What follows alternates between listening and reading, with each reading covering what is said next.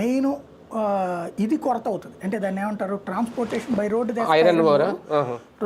Pollution అన్ని kilometre. అట్లాగే దాంతో పాటుగా ఒకవేళ సముద్రంలోంచి అన్నారు, మొన్ననే చంద్రబాబు గారు అన్నారు కదా, మోడీ వచ్చిన రోజు గుర్తుందా, నేను ఇట్లా చెప్పాను, దానికి వాటర్లోంచి తెచ్చిన పొల్యూషనే, భూమి మీద నుంచి తెచ్చిన పొల్యూషనే, పైప్ లైన్ ఏదైనా ప్లాన్ చేద్దామన్నారని చెప్పారు కదా, అండర్ గ్రౌండ్ టన్నెల్ లాంటిది అనేది. అది చెయ్యాలంటే వేల కోట్ల రూపాయలు ఖర్చు కదా, ₹2 అవుతుందా? అంత పెట్టి చేస్తే అయ్యే ఖర్చుని ఎవడు పెట్టుకుంటాడు పెట్టుబడి? సదర్ కంపెనీ అంత పెట్టుకునే బదులు అక్కడే పెట్టుకోవచ్చుగా, ఒరిస్సాలోనే. అందుకని దానికి అక్కడిచ్చి దానికి బదులుగా ఇది ఇస్తున్నారా లేదా? రెండు కోణాలు ఉంది.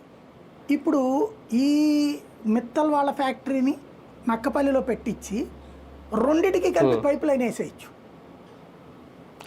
రెండిటికి వేయచ్చుగా ఒకటే గొట్టాలతో ఒక పని చేసినప్పుడు. ఆ ఉద్దేశంతోనైనా అయ్యొచ్చు. కానీ ఓవరాల్గా దీనికి సంబంధించి అంటే వైఎస్ఆర్సీపీ తన పోరాటం చేసింది, అసెంబ్లీలో తీర్మానం కూడా చేసింది ప్రైవేటీకరణ చేయొద్దని. ఇంత చేసినా ఇప్పుడు తన ముద్ర అనేది లేకుండా పోయిందా? అంటే వాళ్ళ ప్రయత్నం అంటే ప్రతిఫలం అయితే దక్కింది కానీ ఫలితం దక్కింది కానీ అది వాళ్ళకి దక్కకుండా పోయింది. ఎవడండి పట్టించుకునేది? ఇదిగో వీళ్ళు చేశారు వీళ్ళు చేయలేదు అనేటటువంటిది. ఫైనల్గా ఉద్యోగి ఎట్లా